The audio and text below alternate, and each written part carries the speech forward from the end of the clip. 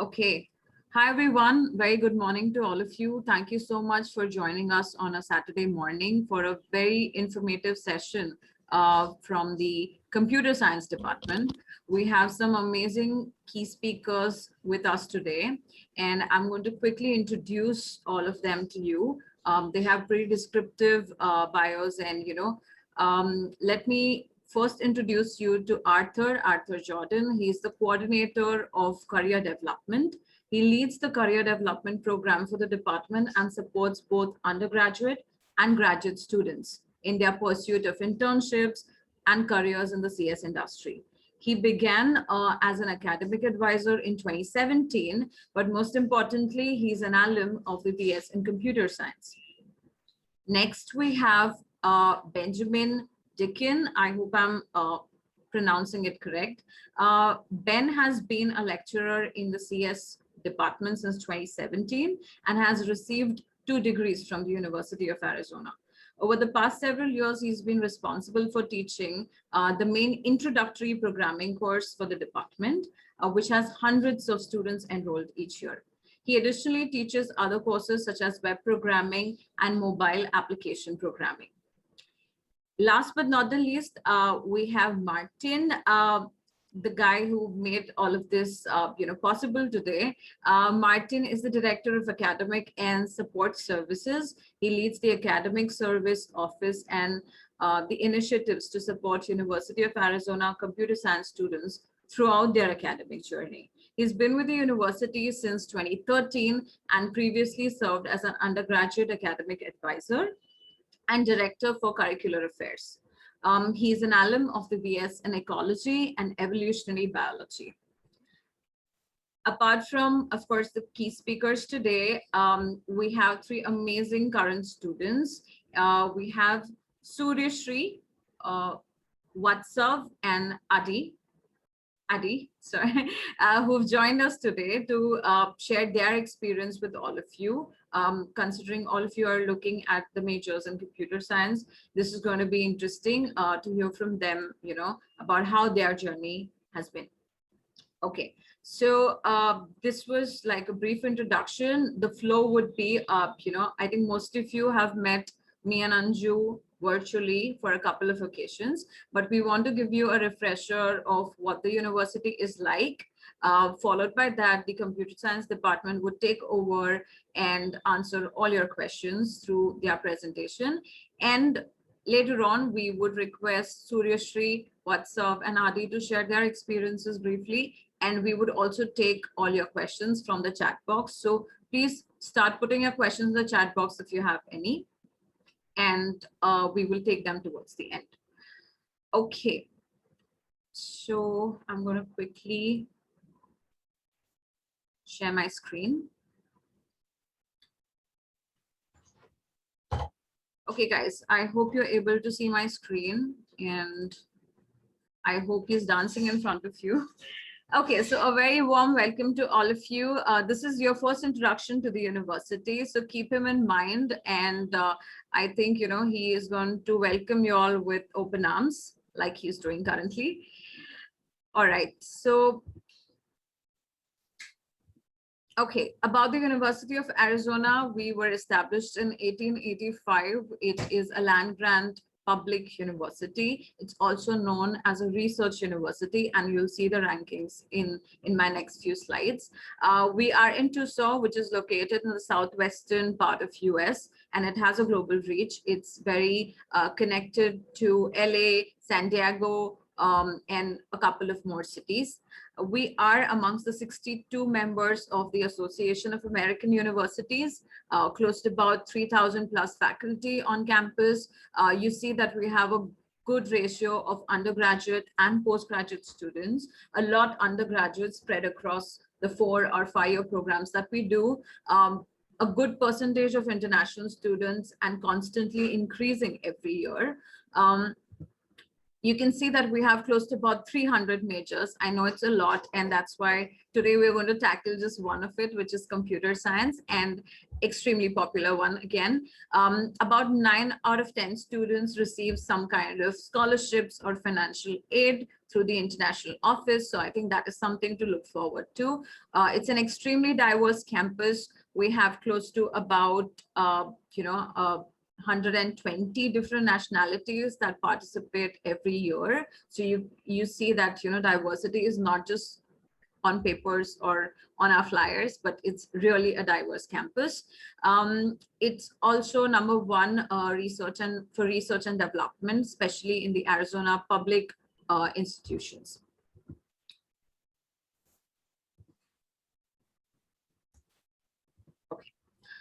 These are some of our achievements and rankings. We have a great student to faculty ratio, which we try to maintain anywhere between 15 to 20 is to 1. We have about 600 clubs and organizations, something for everybody. So if you're interested in a science club or entrepreneurship club, or maybe dance, music, athletics, we have something for everybody here. We have pretty good recreational facilities on campus, so you might want to check that out while you're taking a virtual tour of our campus. Those of you who are interested in research, you should know that we rank in the top 20 as public research institutions. More than $700 million are spent every year as a total research expenditure. And in terms of NASA funding, we are at number 6 as far as the university funding is concerned. Something for the athletic students out here, I think you would have a lot of fun and a lot to look forward to on campus. We have some great teams and who've won different championships through all of these years. We have about 500 plus student athletes on campus. Great faculty. I get a lot of questions about their bio, and students come to us especially for the faculty. We have 3 Nobel Prize winners, about 3,000 plus faculties on campus. Again, a glimpse of some rankings. We're in the top 40 public universities by the US News and World Report rankings 2021. Since online has been the way of life last couple of months, I think these rankings make a lot of sense. We rank number 7 as far as the bachelor's program is concerned in the nation. Our psychology program ranks number 8, which is of course online. We do some fully online degrees that you might want to check out, and I think anywhere you are in the world, you have access to this. Okay, brief introduction to your town, your college town, Tucson. It's a pretty sunny, laid-back city. Often, as a student city, I think the students will be able to tell you more. Also geographically located in a very, very beautiful setup. So somebody who likes outdoors, like trekking, hiking, biking, Tucson is a great place to be. It is one of the largest cities in Arizona. The winter temperatures, or rather temperatures throughout the year, are extremely pleasant, and something that the Indian students can relate a lot to. It's also nominated as Fun City and the most affordable city to live in. These are some of our popular majors. Of course, you see computer science, but apart from that, there are other majors that you can explore in the coming months through our webinar series. The study options at Arizona are, of course, in person, which is very, the most important one on the list. But apart from that, we have flexi in person, we have live courses, and we also have I-courses that we offer. This is something that you all should know, since we want you all to know all your options. We have Arizona Global. There are 2 options. One is where you can take up to 2 semesters online from India, wherever you are, and later on transit to the main campus. And this is offered at a very affordable cost. You can get in touch with us for more information. And like I mentioned, we have some fully online degrees that you can opt for at your undergrad level. For those of you who have finished their 10th grade and have some time on hand and don't know how to utilize their summers or other break, and want to really academically do well and be one step ahead of the others or your peers, UArizona Academy or the Early University program is something that you should look at.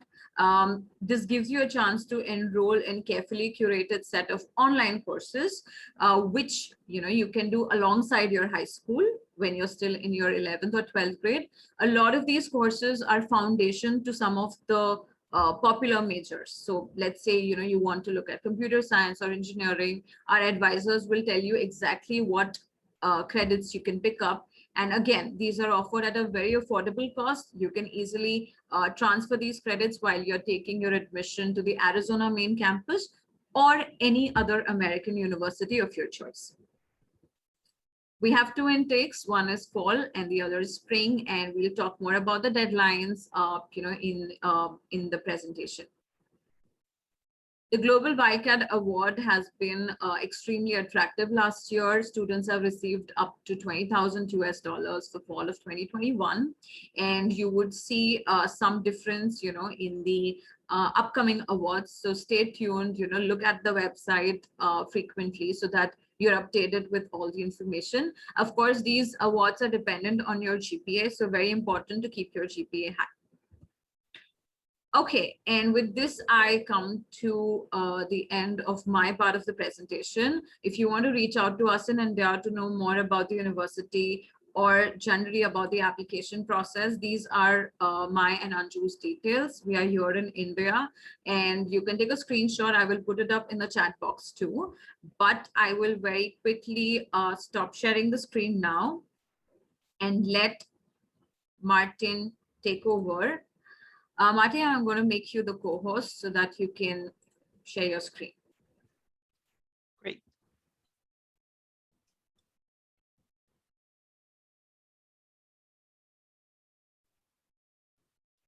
There we go. Are you able to see that? Great.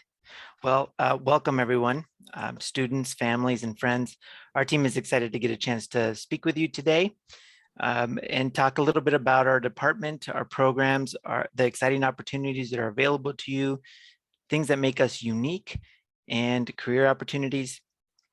One thing that I want to also emphasize about the city of Tucson is that in 2015, UNESCO identified the city of Tucson as a city of gastronomy. So if you really enjoy eating a lot of different types of foods, Tucson has a whole bunch of different kinds of foods and has lots of events. So if you're a foodie like I am, Tucson's a great place to be. All right. So here's our team who will be presenting today. Apurva already presented our information, but just a quick of who we are. As was mentioned, I'm the Director of Academic and Support Services. I'm also a father of 4. I enjoy playing soccer, basketball, and so on. What you'll find is that all of the members that we're presenting here today have interests both at the University of Arizona to try to make sure that we help you be successful. And we're also very highly involved in our department and the community. So if maybe I can ask my colleagues here that are presenting to do kind of a little brief introduction about this, maybe something unique that you can talk a little bit about yourself to our audience. And we'll go ahead and start with Adi. Yeah, definitely. So hey, I'm Adi. I'm a rising junior at the University of Arizona. I am doing computer science and data science, and I think I'll talk more about my experiences later. But something I guess unique about me is I am learning to play the piano now. So that's exciting and making a little bit of headway. But That's yeah. awesome.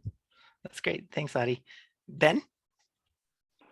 Yeah, thanks, Martin. Hi, everybody. So my name is Benjamin Dickin, and like they said earlier, so I'm a lecturer in the department, and I teach lots of students. So if you are coming to the U of A, very likely you'll see my face at the front of the classroom at some point, and I'll be helping share some perspective from an instructor on some of these slides in the presentation. So you'll hear from me more later. Thanks, Ben. Arthur? Hello, my name is Arthur, and I'm the coordinator of career development. So I primarily support students in the department in their pursuit of internships and eventually full-time positions in the industry. I'm a proud U of A computer science alumni, and I guess the fun fact about me is My background, the rocket that's up here, is the OSIRIS-REx mission, which I was fortunate enough to participate in my final year with the department. So it's kind of the hallmark and the culmination of all my hard work in the department. So welcome. Thanks, Arthur. Suryashree? Hi, my name is Suryashree, and I'm a soon-to-be sophomore here at University of Arizona, and I'm majoring in computer science. So something unique about me is I think I'm finding a newfound love for trekking. That's it, I guess. That's awesome. Thanks. Vatsav? So hi, I'm Vatsav. I'm a rising junior at the University of Arizona. I'm studying computer science and math. An interesting fact about me, I guess, would be I can speak about 6 languages. I'm currently learning Japanese now at the U of A. So yeah. Great. Thank you. Lots of, I can speak about 1 language, so. You're going to get some information today, family, friends, students. One thing that I really want to emphasize is getting connected with our team, with our department. And so I've listed here an email address, advising@cs.arizona.edu. So if after our presentation you have additional questions, please feel free to reach out to us. We have a great academic support, academic services office that is eager to talk to you, is excited to get a chance to speak with you about our program, and we'll answer all your questions related to computer science and what we can provide for you here at the University of Arizona.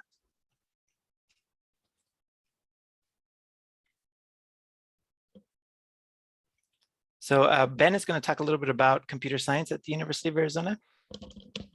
Yeah, so thanks, Martina. So I kind of wanted to give, not too much depth because we only have so much time, but a little overview of just kind of what your options are when you come to the U of A. So a big part of what I do, being that I teach a lot of introductory courses, is help lay the foundation. And we have a sequence of introductory courses for just every computer science student to lay a solid foundation.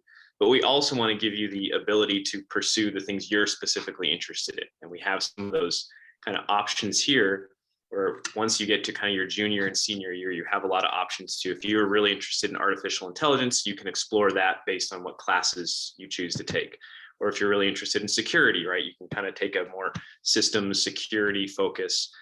Or even, for instance, one of the classes that I teach is Android application programming, right, which is not a required course for every major. But if that's something you think you want to be a part of your career, is developing mobile applications, that's something that you can choose to do, right? So there's kind of this nice combination of, there's a core set of courses that you're going to take to lay the proper foundation, and you also have some ability to kind of choose your own path, so to speak. So.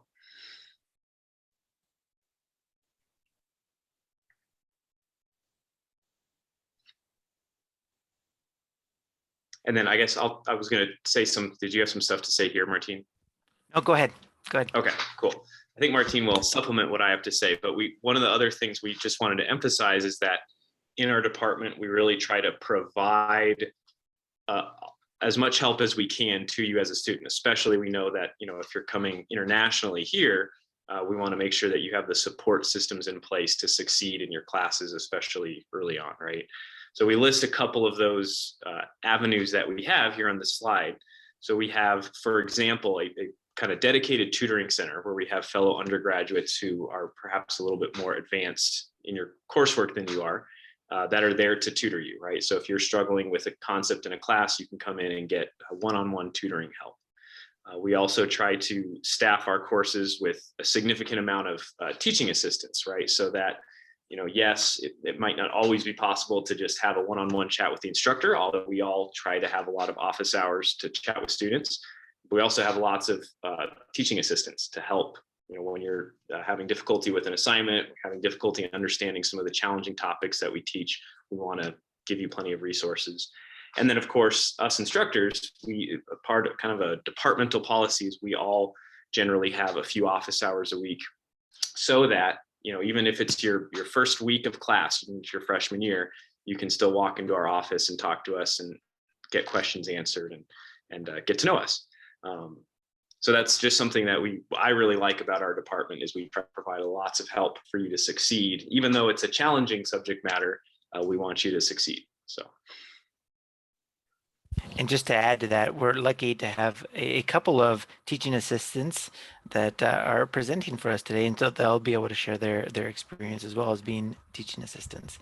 So that's exciting. And I do want to emphasize, I've worked in higher education for a few years, and I found that this particular focus on academic support services for students is very unique for this department to actually have a dedicated tutoring center offered by the department specific to our courses, and to have a dedicated career coordinator that focuses just on computer science is a very unique offering across our university and in several universities across the nation. So that's a great resource for you. Speaking of our career coordinator, Arthur. All right, so one very popular question that we get from students is, where are our graduates going? Where can I anticipate myself to be when I complete my degree? And so as you can see, there is a short list there of some of the companies that have hired our students in the past.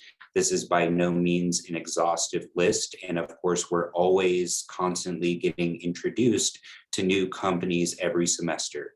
And so the important thing to keep in mind is that there are going to be opportunities both in and out of state here in Arizona for full-time, part-time positions, and also internships.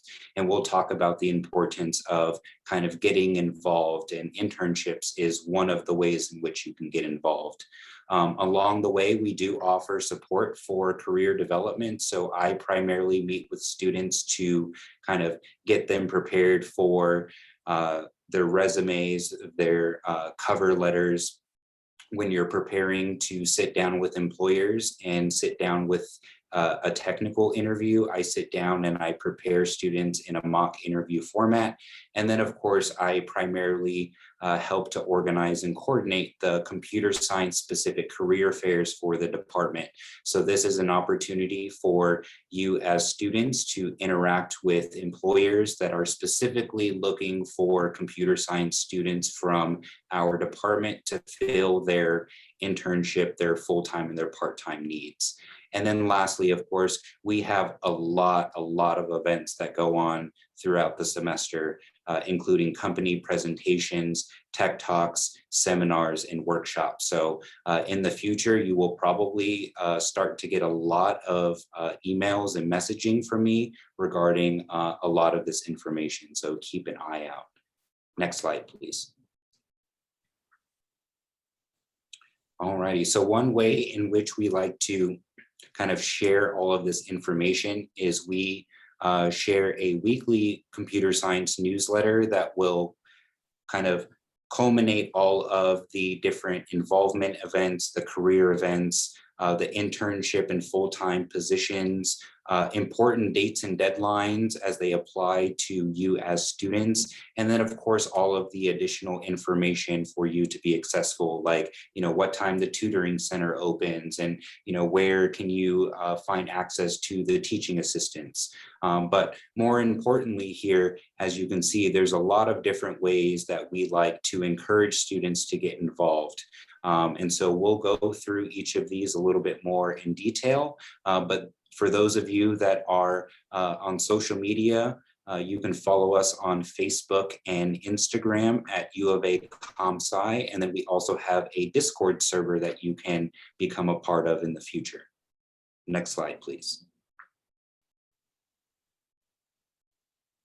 All righty, so our student project showcase is one event in which we like to celebrate student accomplishments. And so if you have a personal project or a hobby that you are proud of, maybe there is a project in Ben's class that you're really proud of and you want to kind of showcase to the rest of the students because you got a really good score on it, this is an opportunity for you to present your projects to other students, faculty, and staff, and you have an opportunity to win some cool prizes. We have lots of food, and it's a great opportunity just to come together to learn about different things that you guys are doing outside of the classroom. Next slide, please.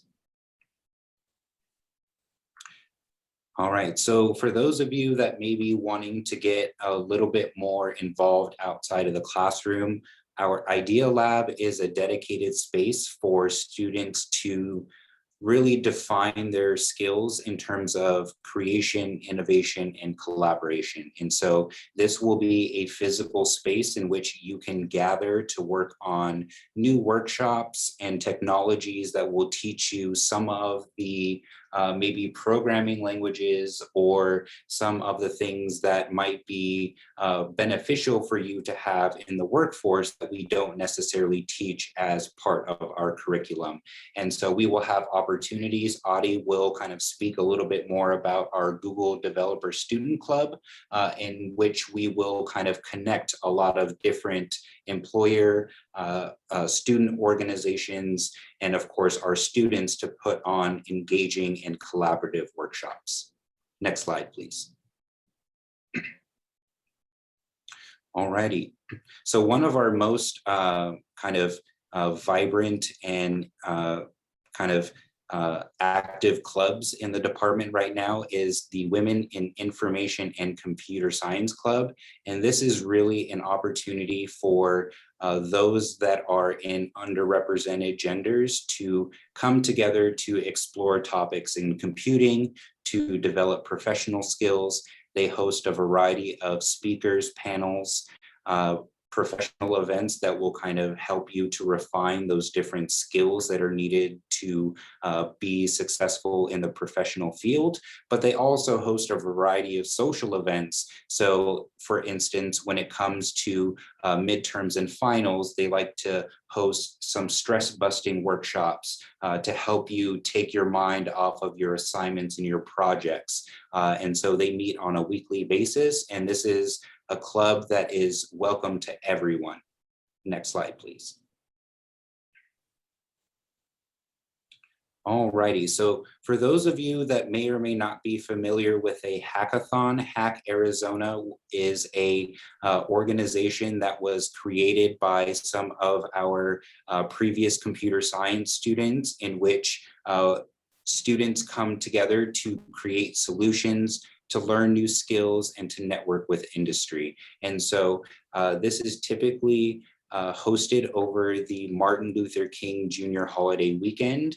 And so this would be an opportunity for you to come together as technical and non-technical students across the university and across universities across the US to really try to solve some of the complex problems in the real world. And so this is something that because of COVID has kind of taken a hiatus, but we are looking forward to hosting and getting this up and running here in the future. And so as you can see in terms of statistics, this was the largest hackathon in the Southwest. And at one point we did host close to 1,000 participants. And again, these are not just students from the U of A, not just students from here in-state from ASU or NAU, but we had students coming from California all the way across the US to participate in this event. So we hope to bring this to you, and keep an eye out for additional messaging.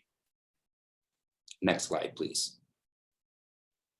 Okay, so for all of you game enthusiasts out there, I know there's probably quite a few of you. Our U of A Game Development Club is an opportunity for you to come together to celebrate game design, art, music, and sound. There's a lot of discussions that happen around game startups, genre analysis. For those of you that are interested in maybe smaller indie games all the way up to popular AAA games. Students are coming together, having conversations, giving each other general career advice. And then most importantly, they are teaching each other through the game jams and the workshops how to actually create games, how to actually use the different engines that are out there to create a game through a weekend. So please, if you are a game enthusiast and you decide to come here, please consider joining this club as well. Next slide, please. Yeah, I can talk about this one. So the Google Developer Student Club is really a place for a lot of things. So we host a ton of workshops on, web development in Node.js, Express, MongoDB. We have game nights, which are just social events. We teach machine learning and AI, mobile development, and a whole lot of other tech stacks, even including cloud. But we also have a Discord server, and it really is a place to come meet new students and network with people, because we'll bring in speakers from Google, Microsoft, and these other companies, and those speakers actually stay on our Discord. So you can reach out to them, talk to, I think, about 200 other students on our Discord, collaborate on projects, and really is a great place to find stuff to do for what interests you. So the next couple of slides are going to be focused on our degree programs and the specifics related to the majors and their requirements. I'm not going to go over it in great detail. If you are interested more about the uniqueness between the Bachelors of Arts and the Bachelors of Science, I would encourage you to take a screenshot of this slide and ask questions when there's opportunity to do so, and feel free to follow up with our team via that advising@cs.arizona.edu email. The general idea, though, is we do offer 2 degree types, a Bachelor's of Arts and a Bachelor's of Science. Both will provide you with the foundation to be successful in any career of your choice. Some unique careers do require certain degrees, and in working with Arthur to identify your career goals, you can make an informed decision on which degree program to pursue.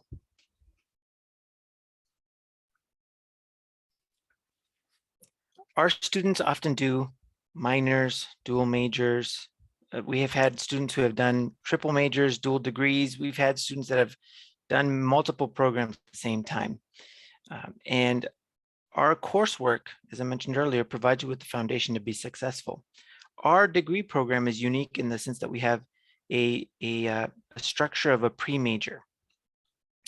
By pre-major, we mean that all students start off in the pre-major and must complete certain courses and do well in those courses to meet the admissions criteria to continue on to more advanced computer science coursework. I have those courses listed here again.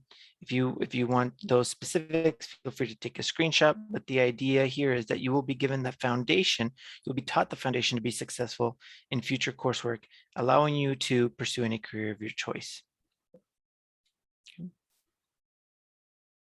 Does anybody else want to add anything to this, Arthur, Ben? I'll add a little bit, yeah. So kind of just building off of what Martin said and what I said earlier. A lot of what we want to do is give you a really good foundation, and then also, like Martin said, allow you to a little bit later on in your career have a little bit more choice in where you're particularly studying. Because computer science, as with many fields, there are lots of sub areas, and some people really want to be an AI expert because that's kind of a hot field, or some people really want to do security or whatever the case may be. So I've taught this CS 110 course, which is our kind of main introductory course, many times. And yeah, you're going to be basically in CS 110 and 120 given a solid foundation in Python programming, through 144 and 244, a solid foundation in kind of the mathematical side of computer science, and then 210 introducing you to Java and some more advanced programming concepts. And then from there, you're going to build off on some of our more advanced courses. So we want to make sure we're basically giving you a good foundation so you can pursue what really interests you. Great, thanks, Ben. So at this time, I'm going to ask our students to go ahead and talk a little bit more about themselves and their experiences. So we'll go ahead and get started with that. Hey, so there's a bit about me up on the screen, but I think the best way to sort of summarize my experience at the UFA is the department's great, and there are a whole lot of opportunities to get involved with clubs and the department and with employers. And the best thing you can do for yourself, honestly, is just look out and keep an eye out for those opportunities. So like, if you want to do research, the department makes it super easy to actually look for those opportunities. They have a website where you can see who's hiring for research, or you can just email a professor. There's a whole bunch of clubs related to cybersecurity, machine learning, AI, or mobile development. There's Idea Lab, Women in CS, and I think my favorite part about it is there's just opportunities throughout the year. So there's the hackathon and classes, projects that you can do, and that honestly is what completes the experience of being a CS major, because you sort of get that experience of working in the industry through clubs and internships, and you also go through your coursework and learn your foundational skills. So on my advice would be keep an eye out for opportunities and just sort of get out of your comfort zone if you need to and take advantage of them. Thanks, Adi. Hi. So there's a lot about me in that slide, but I probably have the least experience on the main campus here. I have only been on the main campus for 6 months, but I would say I had a very great time there.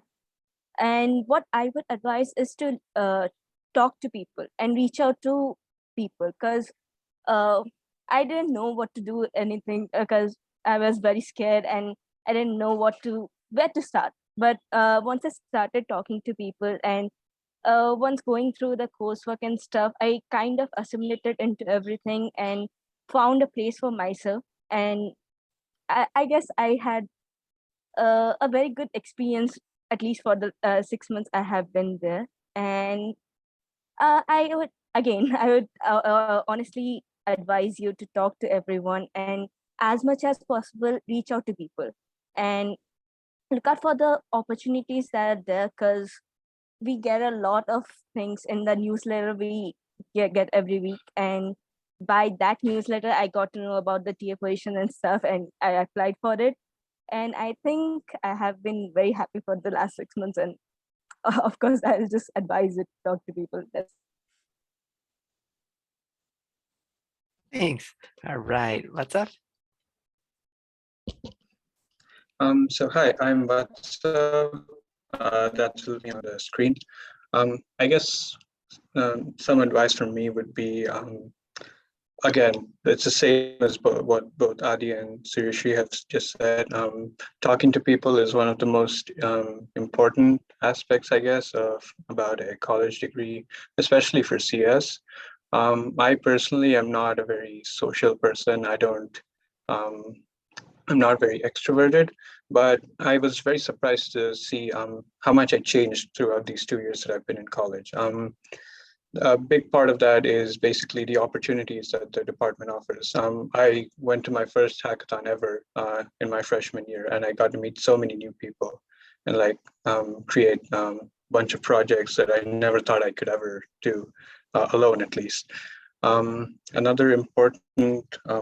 Another couple of important opportunities that the department provides is the clubs. Through clubs, you get to meet a lot of new people who may have different interests, at least compared to you. And that way you get to explore new fields that you might have never thought of exploring. I, for one, found a new interest in systems programming, which I would never have thought a year or two ago. And finally, I guess this is just me, but I would always advertise being a TA. It's probably one of the best experiences I've ever had in college. It's allowed me to become much more outspoken, and it helps you understand the material that you've studied much better. Helps you improve your fundamentals so that when you go on to your higher level courses, you have a better understanding of everything you learned before. And so, yeah, that's just something about my experience. Thanks, Vatsav. So we also have additional pieces of advice from our most recent graduating class and current students. I'm not going to read through all of these, but if you get a chance to skim through this, you'll notice that there's a sort of common theme here, and a theme that's been repeated by our presenters or student presenters. It's get connected, get involved. It's important that if you decide to come to the University of Arizona, that you build a support system by connecting with your peers, by connecting with staff, connecting with faculty. It's important because you're going to go through a shared experience, and you will, it's inevitable, you will encounter roadblocks and challenges. And by having a strong support system, you will make sure that you will be able to accomplish and overcome those challenges. And so it's a great way to make sure that you get involved in the communities, to get involved early on. Go to the hackathon your freshman year, become a TA, apply to be a tutor, start a club, get involved in clubs. There's so many opportunities to get involved. It's important that you do so. It's one of the things that really makes our department strong, because our students really get involved and really give back to their peers, their colleagues, and to the department. It's something that I'm very happy to be a part of. That concludes our presentation about our department, a brief overview. I do want to mention that, again, to reinforce, if you do have any questions after this presentation, please feel free to reach out to us at advising@cs.arizona.edu. We do hope we realize that you have a lot of options in selecting computer science programs in the United States, around the world. We do think that we are a strong department to be able to offer you lots of unique opportunities, provide you a lot of support throughout your academic journey. And I hope this presentation was able to give you a little bit of insight about what makes our department unique. So I'm going to go ahead and stop sharing my screen. And I believe at this point, we're just going to have some questions. Apurva, am I correct on that? That's right, Martin. Thank you so much. My colleague Anju would, take over the question and answer moderation here. Anju, over to you. Thank you. Thanks, everyone. That was such an amazing and informative talk. Definitely, I second what all the students and Martin, you shared, that getting involved is the key if you really want to be a success in the university and throughout your careers. Networking is something that we've been telling, that go network and make friends and just be a part of the system. So thanks a lot for that. Now, first question coming up from Manvita. She's asking, is computer science from the University of Arizona is accredited by Engineering Accreditation Commission of ABET? And what is the significance of ABET accreditation? If anyone would like to add anything, please carry on. I could talk a little bit about that. So computer science programs in the United States have about a 50-50 split, being housed either in a College of Science or College of Information Studies, and the other 50% are housed in engineering, colleges of engineering. And the colleges of engineering typically have ABET, a certification, whereas the other 50% are usually aligned with the ACM curriculum. And our department is aligned with the ACM curriculum. So we are not ABET certified, but we do align with the Association of Computing and Machinery. I hope I got that right acronym. But we do align with their curriculum guidelines and suggestions. I don't know if maybe Ben or Arthur might be able to expand on that. Yeah, I can just a little bit. I'm also not an expert on that, but I do know that the ACM has kind of a general proposed guideline for what their recommendation is for a CS curriculum. But of course, because they're trying to fit a curriculum to basically everyone in the world, it's very generic, and it's not necessarily, oh, did I just freeze? I think for a second, did I cut out? You're good now. Okay, good now. I think I froze for a second. But anyway, so we have essentially looked at that curriculum stuff, and it's not that we do everything word for word the way ACM says to teach computer science, because we need to keep in mind our particular population, our particular needs of our students, and so on. So that's pretty much all I can add in that perspective. Great. Thanks for those answers, Martin and Ben.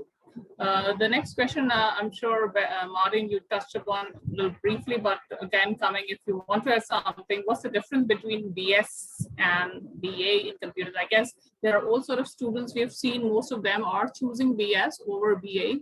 So if you can just very quickly brief, what is the difference? Would definitely help them understand the major difference between the two. Sure, that we can definitely do. There are some unique differences when it comes to general education. The BA degrees typically require more second language, and in certain general education science courses, whereas the BS requires the lab sciences, physics, chemistry, biology, those that we traditionally view as those lab sciences. And then we also require a few more courses in the Bachelor's of Science when compared to the BA.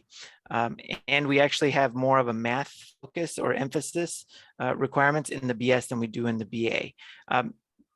I realize that it may make it seem like the BS is providing you with a stronger experience, a more rigorous experience, but I do want to emphasize, and Arthur, you can please chime in here. Both degree programs will prepare you for a career of your choice. And oftentimes we have found that the BA students a bit more flexibility to choose additional programming, and part of the BA requires students to pursue a minor. So that can also complement or supplement their experience here. So Arthur, maybe you want to chime in about the unique experiences between BA and BS students? Absolutely. So the important thing to keep in mind in the future when you're looking through either internship or job postings, job descriptions, is to kind of keep an eye out for the minimum requirements. So sometimes you might see the minimum requirements are a Bachelor of Science in Computer Science. And so in those instances, the Bachelor of Arts degree wouldn't satisfy the minimum requirements. But there are a lot of opportunities that are specifically looking for a computer science or related field in which both the Bachelor of Science and the Bachelor of Arts degree would meet those minimum requirements. The only caveat that we've really seen in terms of the industry is that if you are wanting to get more involved in maybe the space and defense area, anything that has to do with U.S. government type of jobs, so companies like Raytheon or Lockheed Martin or Honeywell, they typically will pursue Bachelor of Science students because of that additional math or that additional science rigor. But if you are wanting to pursue maybe more a traditional software development, software engineering position at a software company, Microsoft or Amazon or Google, name your software company that you can think of. Traditionally, both of the degrees will get you there, but in what Martine was kind of alluding to beforehand is that for Bachelor of Arts students, that minor is really the opportunity for you to kind of find that niche and to really carve your specific route in computer science. The Bachelor of Science degree, for those of you that may be thinking about pursuing opportunities in research, that does lay more of a foundation because you are required to take more CS classes. You might find that the BS degree will prepare you more for master's degrees. And so maybe Ben, you want to speak a little bit more about your experience in terms of maybe research or also about the master's program as well. Yeah, sure. And the other thing, maybe I can also loop this in. I know it's skipping ahead a little bit, but someone just asked a question about the honors program as well. So I could try and bundle these things together. But because and I believe Arthur was as well, did a BS in computer science here at the U of A in our undergrads. And then I also have a master's degree from the U of A. So the difference in the master's degree, for those of you interested in pursuing grad school, is there's definitely more of an emphasis emphasis on the academics and the research side. So I found myself all of a sudden having to read research papers for classes that I didn't really have to do much of before, right? So that's definitely, and it's good, but it depends on, you know, what your career goals are. If your career goals are, well, I want to go work for Google and build, you know, make Gmail a better application, maybe you don't need a master's degree, right? But if you want to go develop new technologies, maybe that's, or teach in an educational environment, that might be something you want to pursue.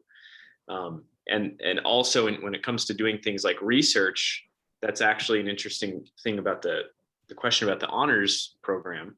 Because one of the things that I've had the opportunity to do is some students that have taken 110, right? It's a very large introductory class, but they want to get honors credit because we have kind of a process of where you can take certain classes for honors credit. And what I've worked with a number of students on is honors contracts, where essentially, if you're an honors student taking the class for honors, you actually have the opportunity to basically kind of build an extra contract with your instructor for essentially an extra project or something to work on throughout the semester. And you have the opportunity to meet directly with your instructor a few times throughout the semester to develop that.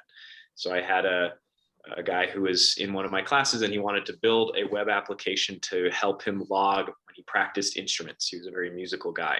And so that was his, in addition to just the regular coursework for 110, he also built this web application, right? Or a girl who was really into cross stitching and wrote an application that would take pictures and convert it into a cross stitch pattern so that she could go cross stitch it, right? So you can take something you're interested in, work with your instructor, build a research project and do something cool. So to kind of address that, that's only one aspect of the honors program, but that's something that's been kind of cool that I've gotten to work with students on. That's great. Thanks for those responses. The next question is from Darsh here. He's asking, is studying chemistry in the last 2 years of high school a prerequisite to taking BS in computer sciences? And if yes, would you be taking a chemistry course in your Arizona Academy or early university program, which would suffice? I think there are two different questions plugged into one. Would you like to answer the first one, Martin? We can take the second one if you wish. Sure, yeah. Yeah. Yeah, so it isn't required that you study chemistry for our degree program. In fact, for the Bachelor's of Science in Computer Science at the university level, you're required to complete 2 lab sciences, of which you get to pick. Maybe you want to do 1 semester of chemistry. So if you did take chemistry in your last 2 years of high school or secondary, you would be prepared to do well in those classes. So it's you have an opportunity to choose whether you want to do chemistry, biology, physics, geology. So you get to pick. So there isn't a specific suite of coursework that you have to take, science coursework that you have to take in your high school secondary years to prepare you for the BS. That's great. And secondly, of course, I can add here, Darsh, like when you talk about Arizona Academy programs, we have a wide range of courses available, more than 30, and we keep on updating that list every now and then. Really are interested to take up computer science later once you graduate from your high school. A couple of courses, as an example, I can quickly add here, which you can take is something to do with, let's say, college algebra, for example, or computational thinking and doing, an introduction to web design and development. All these 3, courses are available under Arizona Academy. And if you really are interested in wanting to pursue, please be in touch. We'll be happy to give you more information. Now, Veda is asking to all the wildcats here, can any of the current students talk about their high school profiles which help them get through UFA? Yes, great question, very common questions. So guys, just if each one of you can just very quickly tell us, we would be happy to know more about your profiles in high school. You want to go first, Vatsav? Yeah, I can start. So I studied in a CBSE school for my 11th and 12th grade. I was in the science stream with a CS elective. In particular, I would say it's not mandatory or anything for you to study science or something related to computer science or anything in your high school to get a computer science degree over here. I've seen quite a few students who have never been introduced to programming or anything like that start out at the UFA and like along with me and progressed along with me. In terms of profile, I'm not sure what else I can add. I'd like to pass on to the other students, and I'll definitely add more if I think of anything else. Yeah. Yeah, I can go next. Sort of like Vatsav said, when you're coming in, you don't really need to come in with any programming experience, but I mean, it definitely helps. I was in ISC, so not in CBSE, but I did computer science in high school as my elective, and that did help me with classes, so that may be something you want to do. But I mean, there's also opportunities outside of school that'll help. So I did a summer course on AI and then a social service thing with wildcats. I don't know if anybody here knows about that, but generally you come in with no knowledge of programming and you don't need a background in chemistry or physics or math, and the foundational courses here do cover that material. That's great. So I do agree with Adi and Vatsav. I had kind of a hybrid background with ICSE till my 10th and CBSE for my 11th and 12th grade. So I had a little bit of background in computer science, but I would say the introductory courses here are very nice. And if you are starting from CS 110, then you will definitely be okay with starting out for Python and have no prior background. So I would say it's not quite required to have a CS elective or be in the science department or something for your 11th and 12th grade. Great. Thanks for all your inputs. Now, since we're already just about to close the session, I'll just take last two questions here. So the first question I'll actually combine both. First question is definitely for the students. We do, as Apurva mentioned, we do offer Global Wildcat Awards for all the students based on their GPA. But the question here is, does department offer anything extra over and above that, or honors college for that matter? And second question is like, what are the average salaries? I think they're talking about, the students who are working part-time. So if you can answer those would be great.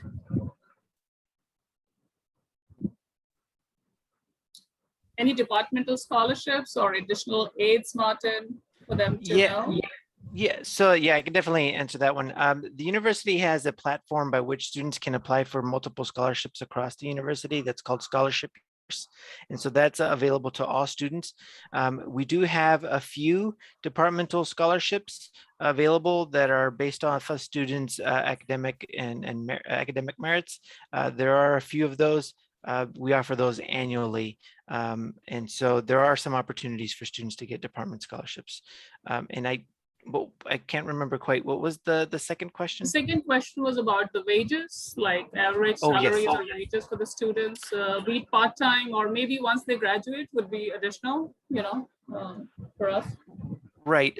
Okay. So for student worker positions, for student TAs, tutors, and such who want to get involved with the department, we actually offer it for pay.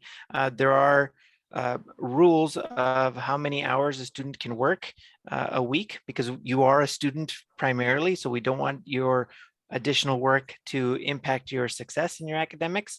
Typically, the rules is a maximum of 20 hours per week. We do have a base pay rate of $12.50 an hour, but that does go up annually depending on the student's years of experience or semesters of experience. And it's currently $12.50, but there's a possibility that it may go up depending on how and when Arizona sets the minimum wage here. I believe they're still in discussion about that. Thanks. And then average salaries of Arizona graduates, if maybe Martin can, tell, or you, Martin, or Benjamin, whoever wants to add here, or graduate salaries average. So yeah, that's a great question. They do vary significantly. We do have students that start off at entry-level positions. And depending on if they're going to a larger software development industry partners, or if they're going to smaller ones, it does vary. There isn't one clear cut, but what we do know is that, as Ben Dickin was alluding to, depending on what specific career plan you have, will help you decide if you need to pursue a master's or a PhD program, because we do see that those starting salaries significantly increase with the higher levels of education. Arthur, do you have anything to add about, can you please add something about the career starting salaries and so on? No, I think, I mean, I'll completely echo what you said. It really depends on where you're going, at what level you're getting hired at. So students have been hired at entry-level positions in various locations across the country. So you also have to take in mind, you know, the cost of living where you're going to be working post-graduation. So that's going to be a giant factor. But also, there have been many students that have graduated with their degree and maybe, you know, started their own business or started their own startup, in which, you know, their salary in a certain sense is them working for themselves. Or students particularly have gone to work for smaller startups, in which maybe they were taking a smaller salary, but they had a actual share in stock in which they were participating in. So it really kind of depends on kind of where you're going, what you anticipate you want to do long term. But most importantly, students are finding opportunities all across the US. So, I mean, the salaries really vary depending on where you go. Thanks for that. Thanks. And one last question I can squeeze in, which is commonly asked by the student, is, of course, computer science definitely demands a lot of your time, efforts, attention. But most of the questions from India generally ask whether they can or they are allowed to do double majors, you know, while pursuing computer sciences. So if you can answer that, would be great. Yeah, and if I can add to that, like, what are the popular combinations that students pick? Would you like me to talk a little about this? Yes, please, Ben. Okay, cool. I'm sure Martin can add more, but so it definitely is possible to do double majors, and you're right that there are some popular ones. So one of the things that we see a lot, and sometimes it's a double major, and sometimes it's a major and a minor, you know, major in CS or vice versa. Mathematics is a very popular combination, right? Because they are related fields. But also in some of the engineering, particularly electrical engineering or computer engineering, especially if you're someone who's interested in that kind of hardware, robotics, for example, or that hardware software interface. If you're interested in doing that in your career, say electrical engineering or mechanical engineering with computer science would be a great combo, and you can do that at the U of A. There's also an iSchool, so information science, that a lot of people do minors in along with their computer science. So there are some popular pairings, but really it can be whatever you want. You can, you know, do German and computer science if you want to, right? Or whatever the case may be, because we have a lot of different degree programs to pick from. Cool. That's all from the students, I guess, and from Sapurva, over to you. Yeah, thank you so much. I so want to squeeze one last question, if I'm allowed to. The common question that I get is, you know, the process of selection of you know, TA or RAs, you know, on campus. So what are the tips that, you know, you would like to give students who are looking forward for these roles? Because, you know, what is like a typical selection process? Like, just very generally, you can answer this. Well, for TAs, there is an actual application and interview process that students go through. It's important to do well academically, because that will allow us to make sure that you have plenty of opportunities to have TAs for different. The better you do, the further along you are, the more courses you've completed. That means that you have more opportunities to be a TA for those courses. The interview process is held by a team of current TAs and myself. So it's a great opportunity for us to interact with students. Really, it's just an opportunity for you to showcase what you know and why you want to be a TA. And students that are really passionate about wanting to be a TA or give back to the department, are successful in their academics, are usually the ones that get offered positions, to be frank. And that's the TA piece. For tutoring, which is also another student position, I run the tutor center, and for that it's a very similar process. We do interviews, and we just try to find students that have that passion to give back and are really knowledgeable about their coursework. For research, maybe Ben, maybe you want to chime in here about how students can, maybe develop connections with faculty members to try to get those positions. Yeah, so when I was a student, I did some research with some various people in the department, and probably the best way to get involved in research is to do well in that professor's class. But we have a lot of different faculty that do different areas of research, right? Algorithms or databases or security or whatever. So a good first step is to take a class with that professor if you can. That way you kind of, by default, kind of get a little bit of a way to know that person, and you can sort of prove yourself that, hey, I'm really interested in this. I did well in your course. Or even while you're still in their course, maybe you can take it a step further and say, hey, is there any research projects I can get involved with? But I've also had students come in, even, they're in CS 110, freshman year, and they're saying, hey, I'm interested in getting involved in research. And you can go to our website and you can see what faculty do, approximately what kinds of research, and you can find their email addresses, and it's like, hey, just shoot them an email. They may not be able to use you for another year or two until you're more experienced, but it doesn't hurt to ask or get your foot in the door early. Yeah, I just want to double click on what Ben said, and say that reaching out to faculty is definitely the best way to get into research. And the application process, which I think the question was sort of asking about, can be a little bit different based on the professor as well.